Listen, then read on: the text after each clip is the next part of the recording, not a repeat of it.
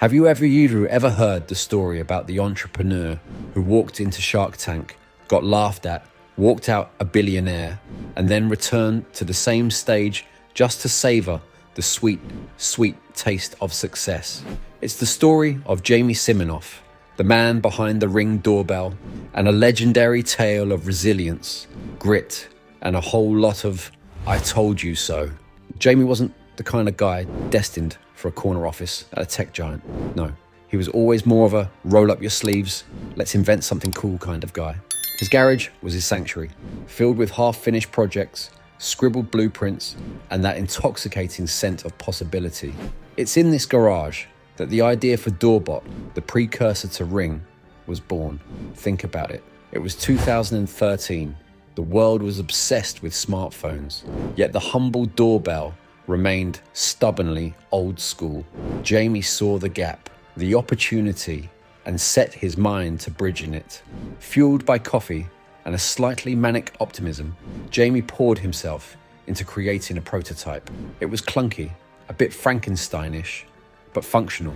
With his hopes high and his hands slightly shaky from excitement, he stepped onto the Shark Tank stage. His pitch was simple. See who's at the door from your phone, no matter where you are.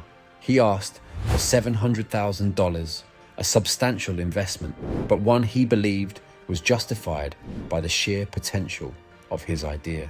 The Sharks weren't convinced. They poked holes in his business plan, scoffed at his valuation, and questioned the need for such a gadget. Kevin O'Leary, Mr. Wonderful, was particularly unimpressed, calling the whole thing ridiculous. One by one, the Sharks dropped out. It wasn't just rejection. It felt a little like humiliation on a very public stage. Jamie left empty-handed, but underneath the crushing disappointment was a burning ember of defiance. Now, most people would have cut their losses, retreated back to the comfort of the predictable, but not Jamie. He took those Shark Tank rejections and turned them into rocket fuel.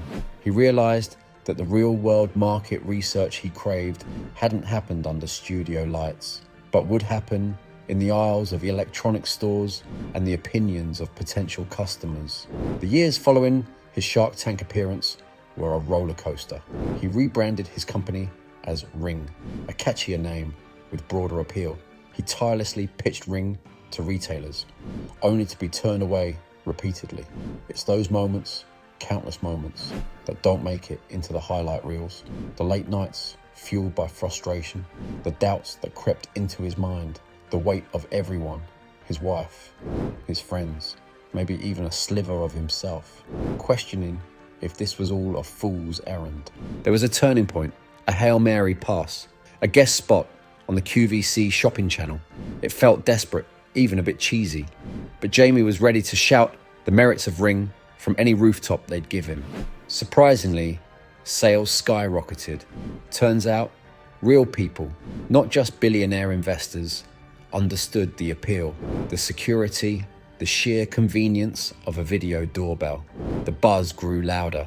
Celebrities like NBA legend Shaquille O'Neal became vocal, Ring supporters and investors. Suddenly, the company that had struggled to find shelf space was fielding calls from massive retailers. Those same retailers who once turned him away now desperately wanted to be a part of the Ring revolution. And then the ultimate call came in. Amazon, the tech giant, with its relentless focus on innovation and customer experience, saw Ring as a cornerstone of its smart home empire. An offer was made, a mind-boggling offer that Jamie couldn't, in good conscience, refuse. It was official. The nerdy contraption mocked on Shark Tank was now worth over $1 billion. Jamie, the guy who mortgaged his house and risked everything, was now a bona fide tech titan. But Jamie Siminoff's story doesn't end with dollar signs. Years later, something extraordinary happened. Shark Tank extended an invitation, not for a pitch, but for a victory lap. Jamie walked back onto that stage, not as a desperate entrepreneur, but as a wildly successful one. He took his seat in one of those intimidating leather chairs and looked out at the hungry faces of the next batch of contestants. Did he gloat? No. Did he offer a condescending "I told you so"? Not really. Instead, he shared words of encouragement, the wisdom gained from 1,000 setbacks overcome.